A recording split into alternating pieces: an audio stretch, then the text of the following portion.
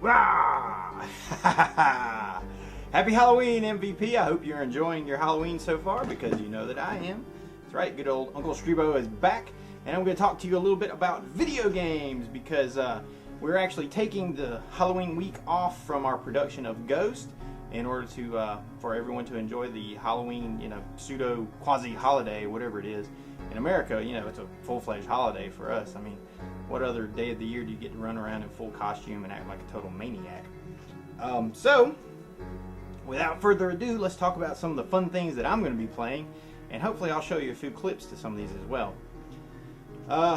Start with the old Xbox classic, Silent Hill 2. I always sucked at this game. I never got very far in it. I just hated the controls. But I've been told over and over and over again that this is one of the best in the entire series. It has some great stuff going on in it. So I'm going to put it in, take it for a spin, see what happens.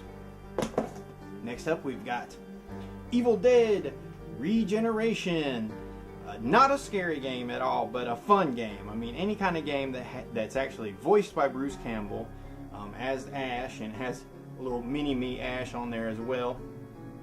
You run around with a chainsaw and a boomstick. The controls are great. It's just great, deadite killing fun. Highly, highly recommended. Another Xbox classic game. And moving up to the modern era, we have the best survival zombie shooter game out there, Left 4 Dead. That's right. Fun stuff. I came into this game pretty late because I'm pretty much an old cheapo. I don't like to buy things when they're brand new and they still cost like $60 or something. So I had to wait for the price to go down. And once the Game of the Year edition came out in anticipation of Left 4 Dead 2, it was only $30, so I picked it up. Totally fun game. Dead Space, $20 at Best Buy. Check it out. Now, I've actually played the demo to this, and I played it enough to know that I'm horrible at it, and I got ripped to pieces. And you can actually see it playing behind me right now. I mean, look at that stuff. That's like something out of Event Horizon, or a Clive Barker movie or something, or Alien. I mean, it's just fun, crazy stuff. So, looking forward to playing this a lot. Silent Hill Homecoming, the only Silent Hill game I've been able to totally immerse myself in. I mean, it's just filled with atmosphere and amazing, crazy creatures and all kinds of craziness going on. I just can't even begin to describe it. I mean, it's the definition of uncanny horror. With horror films, we want them to be strange and unfamiliar. That's what makes them scary, and that's what makes the Silent Hill movies, the Silent Hill games work, rather, because they're so bizarre, so out there. I mean, it's all like designs from a Clive Barker story or Clive Barker movie, come to life. These grotesque, fleshy creatures and combinations of, metal and flesh and just all kinds of strangeness. And Silent Hill is total blast. Absolutely, highly recommended. But it's tied right now for on the fun factor and the creep factor and the atmosphere factor with Clive Barker's Jericho, appropriately enough. Now, this game is hands down the most fun, the best action-oriented survival horror game. I mean, Left 4 Dead is fun and all that, but you're just fighting, zombie variations and that.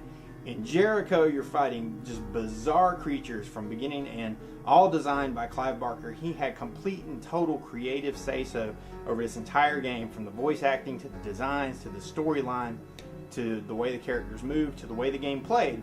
And it's a combination of crazy, atmospheric, Silent Hill type visuals with awesome first-person, Halo type action. But all the characters also have their own superpowers. It's this special SWAT team group. Well, not SWAT team, but it's like, it's a Black Ops team that handles the, otherworldly invaders into this realm, if you will. And they're sent to investigate a deserted city out in Egypt, I believe. It's been a while since I played the beginning of the game, but hopefully I'm going to show you a couple clips from some of these. The 2002 classic, The Thing, based on John Carpenter's movie. It's not based on the movie itself. It's actually, it plays as a direct sequel to John Carpenter's movie. I heard a lot of good things about it. You can see there on the price tag, $7.99. Because I'm such a cheapskate, I had to wait until it was ultra cheap before I bought it. But I bought it, and you can probably find it now for like $3 because all the Xbox Classic games are clearing out. And also another game that I haven't played as yet, but F.E.A.R. Hear lots of good things about it. It's supposed to be very atmospheric and has a lot of psychological horror elements in it. I hope you're enjoying your Halloween, guys, because I am. See you next week on Set of Ghosts. Whoa!